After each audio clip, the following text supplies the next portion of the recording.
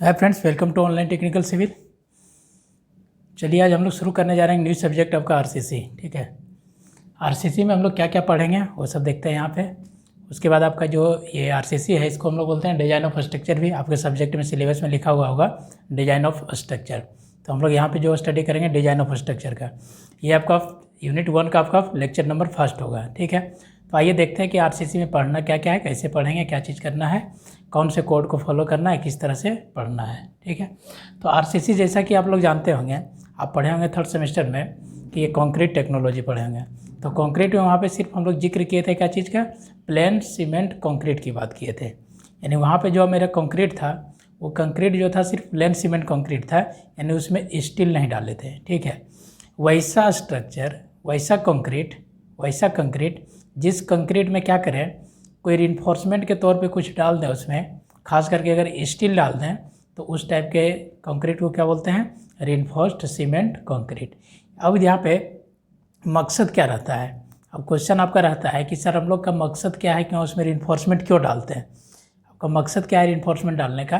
तो रिइंफोर्समेंट डालने का एक ही मकसद है कि कंक्रीट के टेंसाइल स्ट्रेंथ को बढ़ा देना, यानी कंक्रीट के टेंसाइल स्ट्रेंथ को बढ़ा देना। ठीक है, यानी कंक्रीट जो होता है आपका वो कंप्रेशन में स्ट्रॉन्ग होता है और टेंशन में क्या होता है, वीक होता है।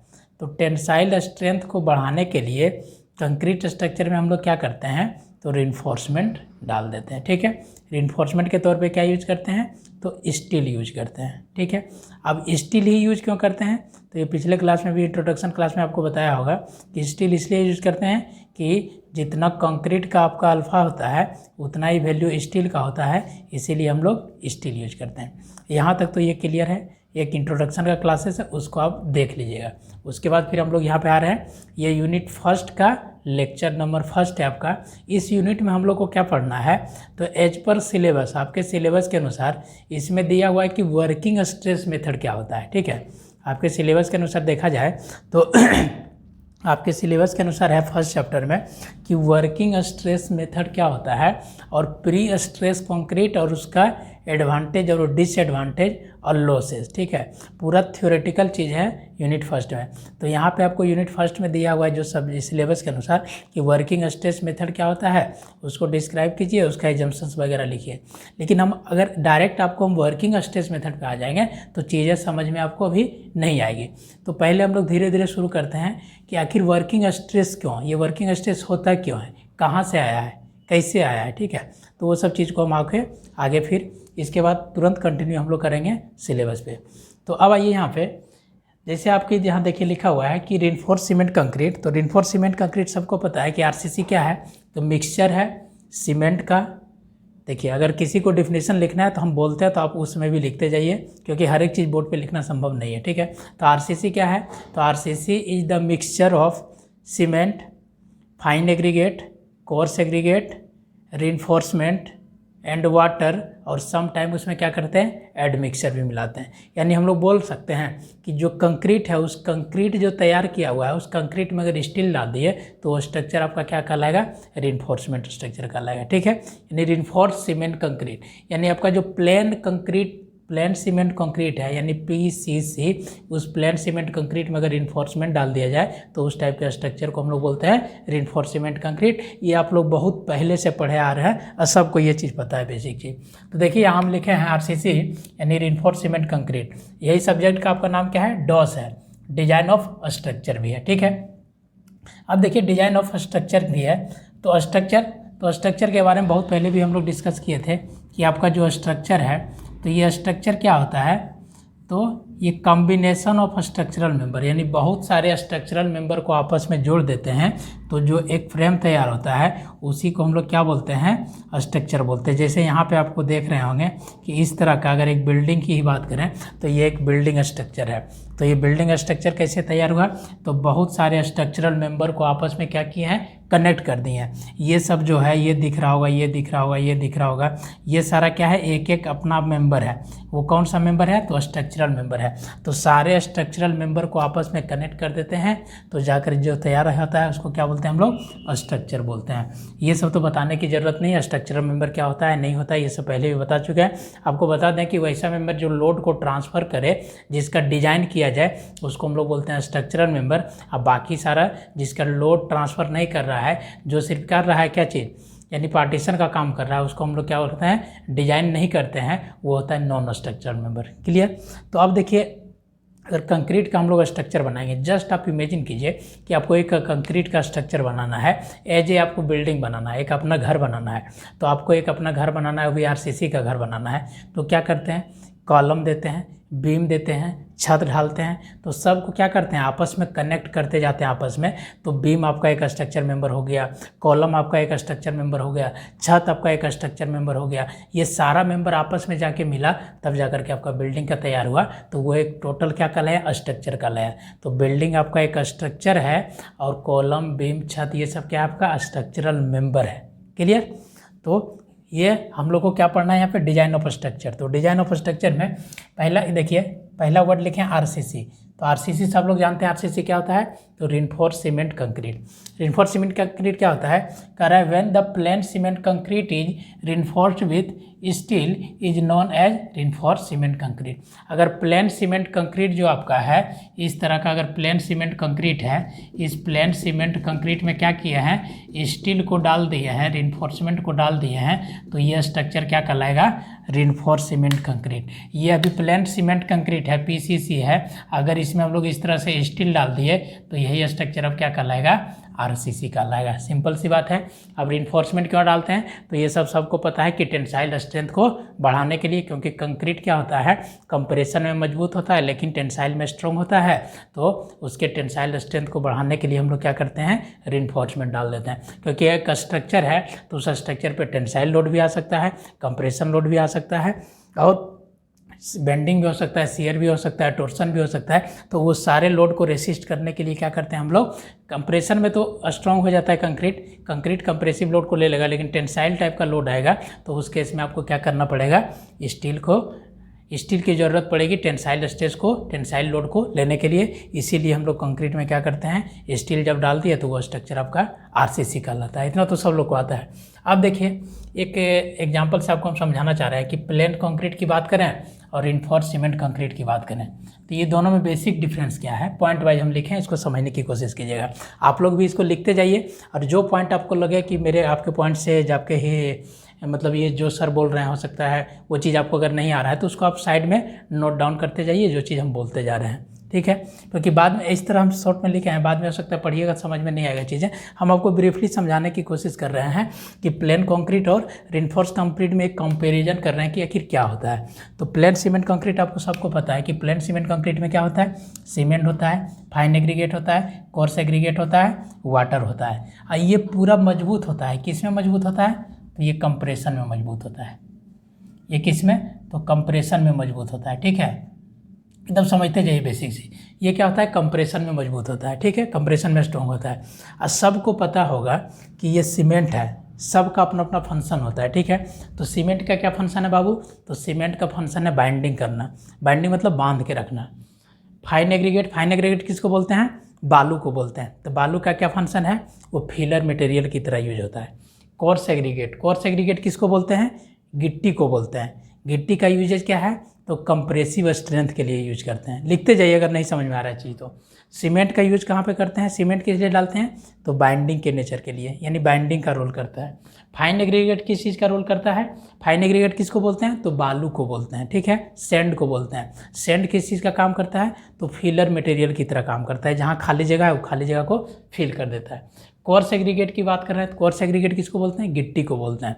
तो गिट्टी किस चीज़ का रोल करता है, तो उस कंप्रेसिव स्ट्रेंथ आपको प्रदान करता है। ठीक है, और वाटर तो सब लोग जान रहे हैं, तीनों को क्या करता है, मिलाता है। ठीक है, मिलाता है तो क्या होता है, जैसे ही आप सीमेंट में पानी डालते हैं, सीमेंट रिएक्शन करना शुरू करता है, वो अपना प्रॉपर्टीज में आता है, सबको बाइंडिंग करना शुरू कर देता है, तो पानी मिलाते हैं।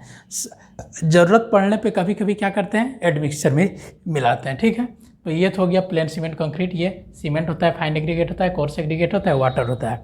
अब रिइंफोर्स सीमेंट कंक्रीट में क्या करते हैं, तो यही जो इतना चीज़ है इसी चीज़ में हम लोग ऐड कर देते हैं, प्लस ऐड कर देंगे क्या चीज़, प्लस कर देंगे, ऐड कर देंगे क्या चीज़, स्टील। स्टील में भी क्या एक होता है सिंपल स्टील डाल देते हैं जिसको माइल्ड स्टील बोलते हैं, माइल्ड स्टील डाल देते हैं, या तो HYSD बार डाल देते हैं। अभी सिर्फ ये समझिए, ये दोनों में डिफरेंस अभी नहीं बता रहे। माइल्ड स्टील होता है, HYSD बार होता है। तो माइल्ड स्टील सिंपल आपका ये हो गया, Fe250 ग्रेड का जो स्टील होता है उसको माइल्ड स्टील बोलते हैं।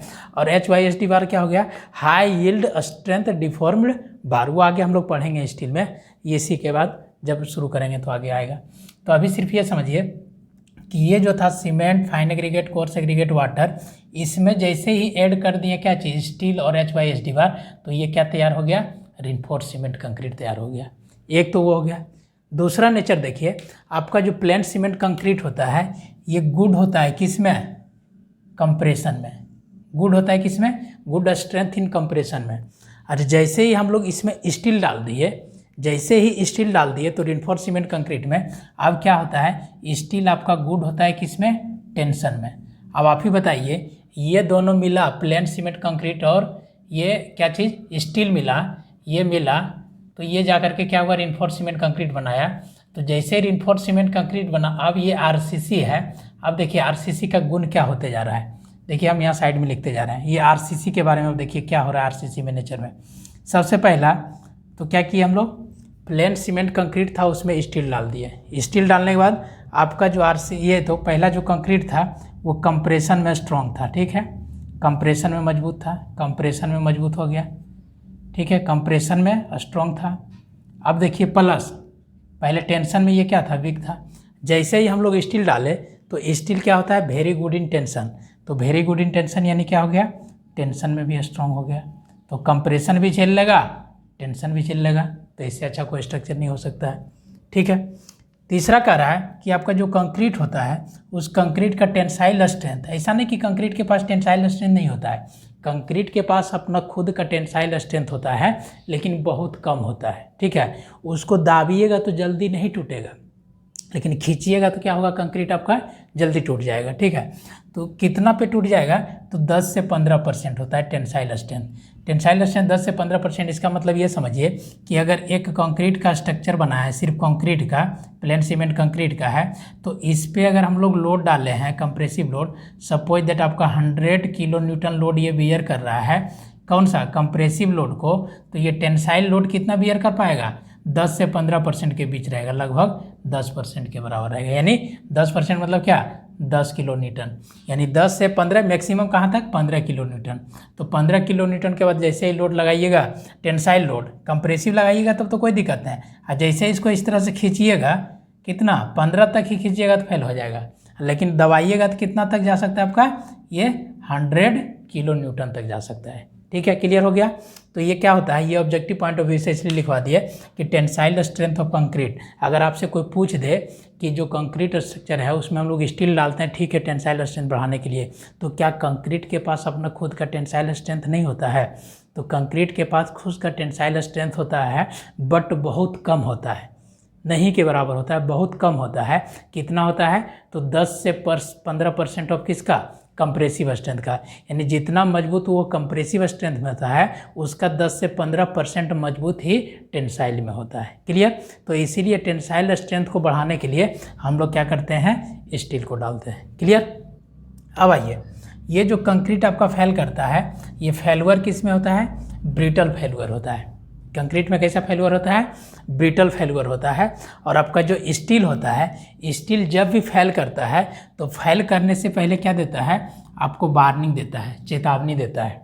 स्टील जब भी फेल होता है तो फेल करने से पहले वार्निंग देता है। देखिएगा, स्टील को अगर तोड़ना चाहिएगा तो पहले खींचिएगा तो क्या होता है, तलरता है, फिर तलरते तलरते जब लगता है कि हाँ अब टूटने वाला है ना, लेकिन कंक्रीट में वैसा कुछ नहीं होगा।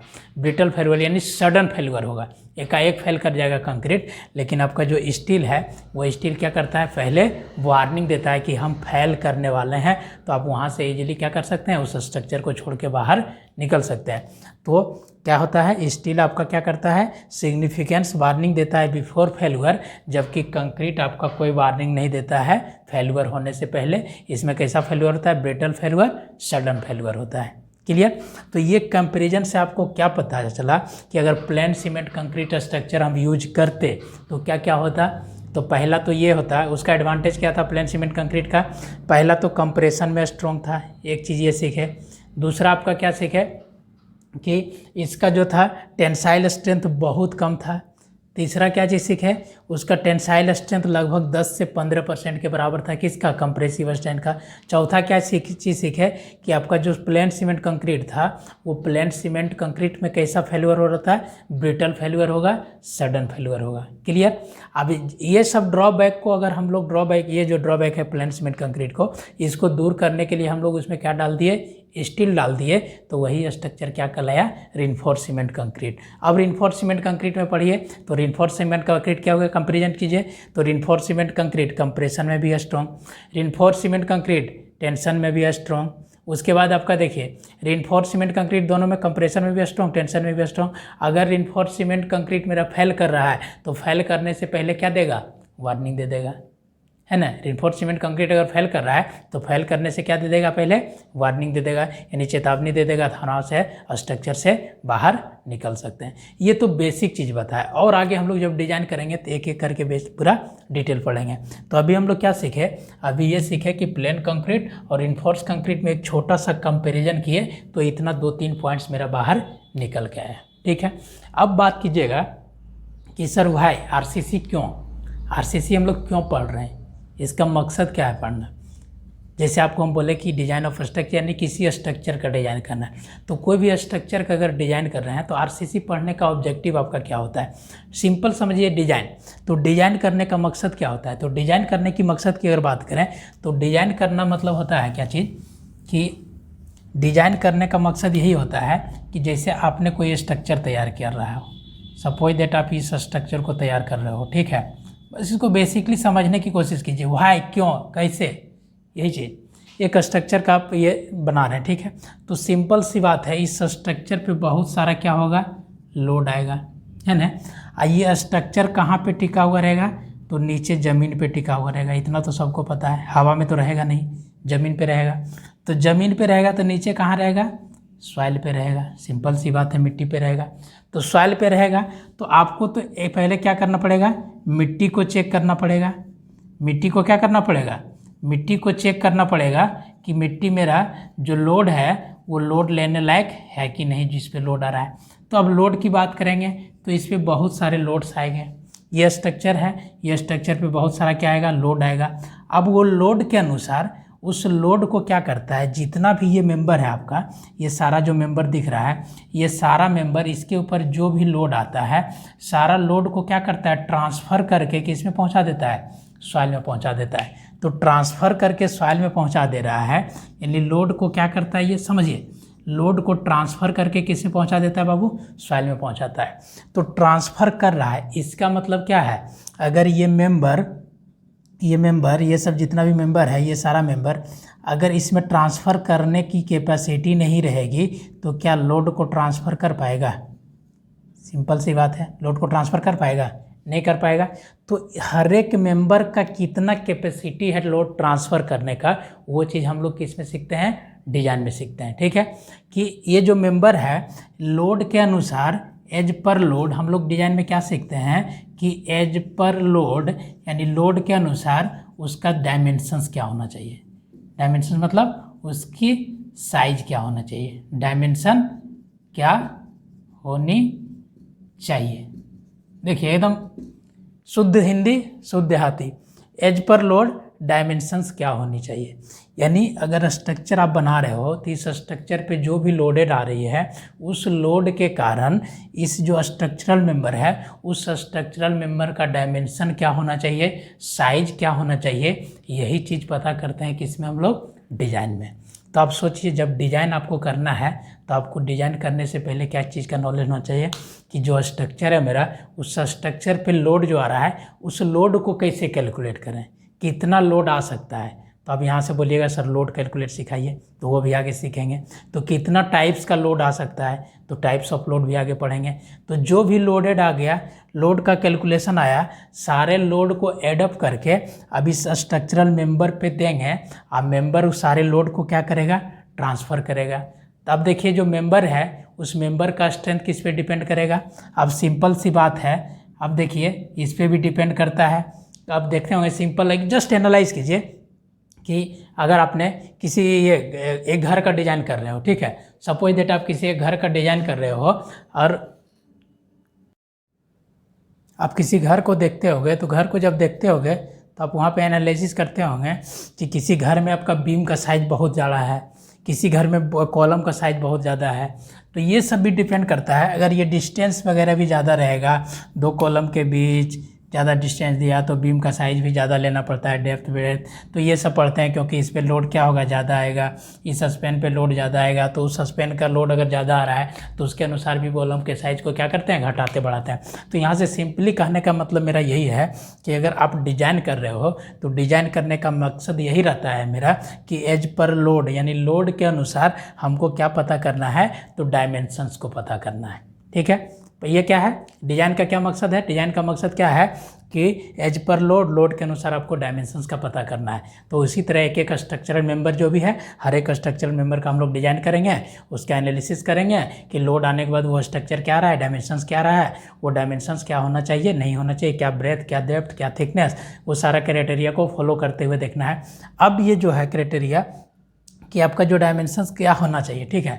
अब इतना सब कुछ को स्ट्रक्चर तो बना दिए, ठीक है, डिज़ाइन कर दिए, सब कुछ हो गया, लेकिन इसका भी तो अपना कुछ ऑब्जेक्टिव है कि ये जो स्ट्रक्चर हम लोग बना रहे हैं तो इसका ऑब्जेक्टिव क्या है, हम लोग क्यों तैयार कर रहे हैं। आप एक बिल्डिंग ही बनाते हैं तो बिल्डिंग बनाने का आपका ऑब्जेक्टिव क्या रहता है, मकसद क्या रहता है। सबसे पहले तो ये सोचते हैं कि मेरा बिल्डिंग क्या है, एकदम अच्छा से टिका हुआ रहे, जैसे बना रहे हैं सेफ सुरक्षित खड़ा रहे।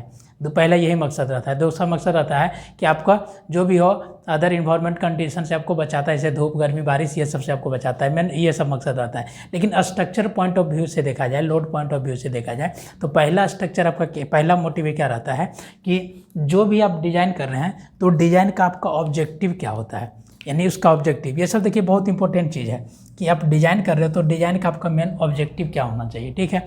तो पहला डिज़ाइन का ऑब्जेक्टिव क्या होना चाहिए, स्टेबिलिटी। सबसे पहला ऑब्जेक्टिव क्या होना चाहिए आपका, स्टेबिलिटी। दूसरा ऑब्जेक्टिव क्या होना चाहिए, स्ट्रेंथ। तीसरा ऑब्जेक्टिव क्या होना चाहिए, सर्विसेबिलिटी। चौथा क्या, ड्यूरेबिलिटी। पांचवा क्या, इकोनॉमी। अगर ये सारा कंडीशंस को कोई भी स्ट्रक्चर फुलफिल कर रहा है तो वो स्ट्रक्चर सबसे बेस्ट स्ट्रक्चर होगा, ठीक है। अब एक एक करके हम लोग समझते हैं। पहला ऑब्जेक्टिव क्या कर रहा है, स्टेबिलिटी की बात कर रहा है। स्टेबिलिटी मतलब क्या होगा कि जो भी आप स्ट्रक्चर का डिज़ाइन किए हो वो स्ट्रक्चर आपका स्टेबल हो। स्टेबल कहने का मतलब ये है कि जैसे यहाँ पे एक स्ट्रक्चर हमने बनाया, तो ये स्ट्रक्चर इस टाइप का हमने अगर बना दिया, तो ये स्ट्रक्चर ऐसे बना दिया। अब सपोज दैट इस स्ट्रक्चर पे इस तरह का लोड लग रहा है, तो ऐसा नहीं कि लोड लगने के बाद स्ट्रक्चर मेरा ऐसे हो जाए और ये टिल्ट करके ऐसे हो जाए, यानी स्टेबिलिटी। स्टेबिलिटी किसको बोलते हैं कि जो भी वस्तु जिस अवस्था में हो उसी अवस्था में रहे, यही ना। स्टेबिलिटी मतलब क्या कि वो अपने पोजीशंस को बरकरार रखे, यानी लोड भी लग जाए तो वो अपने शेप से डिफ्लेक्ट नहीं करे, लोड को ट्रांसफ़र कर दे, यही मेन मकसद रहता है। तो स्टेबिलिटी पहला, तो स्टेबिलिटी लगा रेसिस्ट फेलुअर। जो भी उस स्ट्रक्चर पर फेलुअर होना चाहेगा उस फेलुअर को क्या करेगा, रेसिस्ट कर देगा। वो स्ट्रक्चर वैसा होना चाहिए कि उस पर जो भी अगर फेलुअर लोड आ रहा है तो उस सारे फेलुअर लोड को क्या करे, रेसिस्ट कर दे। फर्स्ट पॉइंट क्या हो गया मेरा, स्टेबिलिटी। स्टेबिलिटी मतलब क्या, अपने पोजीशन पे बरकरार रहे, किसी भी टाइप का एक्सटर्नल लोडेड उस पर आ रहा है तो उस लोड को स्ट्रक्चर वो क्या करे, रेसिस्ट कर दे, यानी उसको क्या करे, रोक दे। क्लियर। दूसरा मेरा मकसद रहता है, ऑब्जेक्टिव रहता है कि जो आपका स्ट्रक्चर है वो स्ट्रक्चर कैसा हो, उसमें स्ट्रेंथ हो, यानी मजबूत हो। आपका जो स्ट्रक्चर हो, स्ट्रेंथ है, वो स्ट्रक्चर आपका कैसा हो, उसमें स्ट्रेंथ हो यानी मजबूत हो। स्ट्रेंथ करने का मतलब क्या, आपका जो structure should carry safely stress induce, उसमें किसी भी टाइप का स्ट्रेस आ जाए तो उस स्ट्रेस को आराम से वो क्या करे, झेल ले, स्ट्रेंथ हो। सिंपल से ऐसे समझिए कि अगर एक मजबूत आदमी है, ठीक है, उसके पास स्ट्रेंथ है, तो वो क्या कर सकता है, आराम से हैवी वेट को भी एक जगह से दूसरे जगह प्लेस कर सकता है, ले जा सकता है, लोड को ट्रांसफ़र कर सकता है। सिंपल सी बात है। अगर स्ट्रेंथ आपके पास कम है, ठीक है, स्ट्रेंथ नहीं है, ठीक है, सब कुछ सही है, आपके पास स्ट्रेंथ ही नहीं है, पूरा स्ट्रक्चर जो आपका बना हुआ है सब कुछ सही है, लेकिन अंदर से ताकत नहीं है, आपके पास स्ट्रेंथ नहीं है, तो कोई काम कर पाइएगा, नहीं कर पाइएगा। ठीक है, खेत में काम करने जाइएगा, 2-4 कुदार चलिएगा, बैठ जाइएगा, आराम से थक जाइएगा, तो वो स्ट्रेंथ आपके पास नहीं है। तो वो जिस मकसद के लिए आप डिज़ाइन कर रहे हैं उस मकसद लायक आपके पास उसके पास क्या होना चाहिए, स्ट्रेंथ होना चाहिए। तो स्ट्रेंथ क्या कि structure should carry safely stress induce, यानी किसी भी टाइप का उसमें अगर स्ट्रेस इंड्यूस करे तो सारे स्ट्रेस को वो क्या करे, आराम से झेल ले, यानी क्या होना चाहिए, स्ट्रेंथ होना चाहिए। तीसरा पॉइंट क्या करा है, आपका जो स्ट्रक्चर है वो स्ट्रक्चर कैसा होना चाहिए, सर्विसेबल होना चाहिए। सर्विसेबिलिटी का मतलब क्या होता है कि कोई भी स्ट्रक्चर है तो स्ट्रक्चर जो भी आप तैयार कीजिएगा तो उसमें डिफ्लेक्शन थोड़ा बहुत होगा, वाइब्रेशन थोड़ा बहुत होगा, क्रैक्स भी थोड़ा बहुत आएगा, लेकिन ये सब कैसा होना चाहिए, एक परमिसिबल लिमिट में होना चाहिए, एक परमिसिबल लिमिट में ही होना चाहिए। आप भी देखिएगा अपना बिल्डिंग में तो देखिएगा थोड़ा बहुत माइनर करा के है दिखेगा, उससे आपको डरने की ज़रूरत नहीं पड़ती है। लेकिन वही अगर दीवार बीच से पूरा क्रैक कर जाए, 2 भाग में अगर डिफरेंट अलग हो जाए, तब आप देख के डर जाते हैं और वहाँ से साइड होना शुरू हो जाते हैं कि अब ये फेल करने वाला स्ट्रक्चर है। तो वही कह रहा है कि सर्विसेबल मतलब क्या, यानी उसमें अगर डिफ्लेक्शन भी हो रहा है या तो वाइब्रेशन भी हो रहा है या तो क्रैक भी हो रहा है, तो ये कैसा होना चाहिए, अंडर परमिसिबल स्ट्रेस में होना चाहिए, एक परमिसिबल स्ट्रेस में ही होना चाहिए, उससे ज़्यादा नहीं होना चाहिए। कुछ एमएम अलाउ रहता है, इतना तक क्रैक है तो चलेगा, ठीक है, इतना जैसे वाइब्रेट भी किया तो हल्का फुल्का वाइब्रेट किया तो वो आपका वाइब्रेट होने के बाद फिर से अपना स्ट्रक्चर स्टेबल पे आ गया। ठीक है, दूसरा अगर डिफ्लेक्शन वगैरह भी हो गया, कुछ लोड दिए तो शेप थोड़ा बहुत चेंज भी हो गया, तो एकदम माइनर चेंज होना चाहिए, आपको पता भी नहीं चले कि स्ट्रक्चर मेरा डिफ्लेक्ट किया है। तो ये सब अगर कंडीशन आ जाता है तो उसी को हम लोग क्या बोलते हैं, सर्विसेबल है, सर्विसेबिलिटी। चौथा देखा जाता है ड्यूरेबिलिटी। ड्यूरेबिलिटी मतलब क्या होता है, टिकाऊ होना चाहिए, सब लोग को पता है टिकाऊ होना चाहिए, मतलब क्या, ज़्यादा दिन तक चले। और निश्चित है अगर स्टेबल है, स्ट्रेंथ है, सर्विसेबल है तो ड्यूरेबल भी होगा। और पांचवा जो इम्पोर्टेंट फैक्टर है, ये सबसे ज़्यादा इंपॉर्टेंट रोल निभाता है, क्या चीज़, इकोनॉमी। इकोनॉमी आपका VVI होगा। इकोनॉमी मतलब क्या, खर्च, यानी जो स्ट्रक्चर बनाने में आप खर्च लगा रहे हैं वो खर्च भी क्या हो, एक लिमिट सोर्स में हो। ऐसा नहीं कि 2 रूम का फ्लैट बना रहे हैं, 2 रूम का एगो घर बना रहे हैं, 5 करोड़ रुपया खर्चा कर दिया, बोल दिया मेरा स्ट्रक्चर बहुत मजबूत है, वो तो रहेगा ही, ऑब्वियस बात है, उतना वो पैसा खर्च कर रहे हैं, उस टाइप का मटेरियल आप क्या कर रहे हैं, जितना उसका रिक्वायरमेंट है उससे बहुत ज़्यादा दे रहे हैं, तो निश्चित है वो तो रहेगा ही। लेकिन आपको क्या करना है, इतना सारा क्राइटेरिया को फॉलो करते हुए और लास्ट में आपको सबसे VVI है क्या चीज़, इकोनॉमी को भी देखना है कि क्या चीज़, कम पैसा में कम खर्च में बहुत ज़्यादा स्ट्रेंथ का बिल्डिंग बनाए। तो कम पैसा में आपको ज़्यादा स्ट्रेंथ का बिल्डिंग बनाना है तो आपको उसके लिए क्या करना पड़ेगा, RCC को स्टडी करना पड़ेगा। आपको RCC के बारे में पता होना चाहिए, RCC के प्रॉपर्टीज़ के बारे में पता होना चाहिए, RCC के बिहेवियर के बारे में पता होना चाहिए, RCC किस तरह से अपने सेफ साइंस किस टाइप का होता है, क्या लोड लेता है, लोड लेने के बाद उस पर क्या इफेक्ट पड़ता है, वो सब चीज़ पता होना चाहिए। कितना तक उसमें लिमिट अलाउ है, कितना तक नहीं है, ये सारा चीज़ आपको पता होना चाहिए। तभी आप क्या कर सकते हैं, स्ट्रक्चर को इकोनॉमी बना सकते हैं, ऐसे नहीं बना सकते हैं। ठीक है, अब ऐसा नहीं कि जहाँ ज़रूरत है मेरा 10 बाई 20 का कॉलम का, और वहाँ पे आप 15 बाई 20 दे दीजिए, 15 बाई 30 दे दीजिए, तो निश्चित है स्ट्रक्चर तो मेरा स्टेबल हो गया, स्ट्रेंथ भी आ गया, लेकिन आपका इकोनॉमी नहीं आया। तो economy is the main factor for design point of view, यानी आपका डिजाइन का मेन ऑब्जेक्टिव आपका क्या है, इकोनॉमी भी है, यानी पैसा को भी देखना है कि कम लागत में अच्छा खर्च हो जाए, अच्छा मतलब कम खर्च में बिल्डिंग आपका ज़्यादा अच्छा बने। तो ये तो हम लोग सीखे ऑब्जेक्टिव क्या होता है। अब आपको आते हैं डिजाइन पर। अब धीरे धीरे हम लोग देखिए आगे बढ़ रहे हैं, डिज़ाइन पे आते हैं कि डिफरेंट मेथड ऑफ डिज़ाइन, यानी डिज़ाइन करने का कौन कौन सा मेथड्स है। तो मेथड्स की बात करते हैं तो डिज़ाइन करने का आपका 3 मेथड होता है। पहला जो है वर्किंग स्ट्रेस मेथड है, जिसको हम लोग WSM बोलते हैं, ठीक है, वर्किंग स्ट्रेस मेथड। दूसरा क्या है, अल्टीमेट लोड मेथड, जिसको ULM बोलते हैं। तीसरा क्या है, लिमिट स्टेट मेथड। ये VVI जो कि हम लोग को पूरा सिलेबस में यही चीज़ पढ़ना है, कौन सा, कि लिमिट स्टेट मेथड से किसी भी स्ट्रक्चर RCC स्ट्रक्चर का डिज़ाइन कैसे करते हैं। ठीक है, तो अब देखिए यहाँ पे जो 3 मेथड है डिज़ाइन करने का, तो सबसे पहले जो काम होता था वो वर्किंग स्ट्रेस पे होता था। उसके बाद वर्किंग स्ट्रेस से थोड़ा सा हम लोग कहाँ पे आए, अल्टीमेट लोड मेथड पे। उसके बाद अब हम लोग कहाँ पे आ गए हैं, लिमिट स्टेट मेथड पे। अभी जो भी स्ट्रक्चर होता है RCC का चलता है तो ज़्यादातर सब आपका किस पे डिज़ाइन होता है, लिमिट स्टेट मेथड पे। तो आखिर आप ही जस्ट इमेजिन कीजिए वर्किंग से अल्टीमेट आया होगा, यानी वर्किंग में कुछ ड्रॉबैक होगा, उसको सुधारने के लिए अल्टीमेट आया होगा। अल्टीमेट में भी वो ड्रॉबैक नहीं सुधरा होगा तो अभी तक क्या चल रहा है, लिमिट स्टेट मेथड। अब लिमिट स्टेट भी अब क्या कर रहा है, धीरे धीरे अब खत्म होगा, अब आ जाएगा प्लास्टिक डिजाइन वाला केस आ जाएगा। ठीक है, तो अब इसमें क्या होता था, सिंपल ऐसे समझिए कि वर्किंग स्ट्रेस मेथड में क्या होता था कि हम लोग जो भी डिजाइन करते थे स्ट्रक्चर को, तो उसको हम लोग अप टू कहाँ तक, प्रोपोर्शनल लिमिट तक ही लेते थे। स्ट्रेसेस का जो वैल्यू था वो प्रोपोर्शनल लिमिट तक ही लेते थे, यानी स्ट्रेस आपका जहाँ तक stress is directly proportional to strength तक ही लेते थे, यानी वो मॉड्यूलर रेशियो पे डिपेंड करता था। ये आगे पूरा पढ़ाएंगे डिटेल्स में कि ये वर्किंग स्ट्रेस मेथड क्या होता है, अल्टीमेट लोड क्या होता है और लिमिट स्टेट मेथड क्या है। तो यहाँ तक जो हमने आपको सिखाया आज, ये आपको क्या सिखाया कि आरसीसी क्या है, आरसीसी क्यों पढ़ते हैं, आरसीसी में स्टील क्यों डालते हैं, इसका ऑब्जेक्टिव क्या है, उसके बाद डिजाइन करने का मेथड क्या है। अब हम लोग का यहाँ से आपका फर्स्ट यूनिट का फर्स्ट टॉपिक शुरू हो रहा है, क्या चीज़, वर्किंग स्ट्रेस मेथड। अब इतना सब कुछ नहीं पढ़ाने से पहले अगर आप आपके आते, आप बोर्ड पर आपको लिख देते कि ये है जी वर्किंग स्ट्रेस मेथड, इस तरह से डिजाइन करते, तो शायद आपको उतना चीज़ समझ में नहीं आती जितना कि हम लोग ये सब कर लिए हैं, तो ज़्यादा चीज़ समझ में आएगी।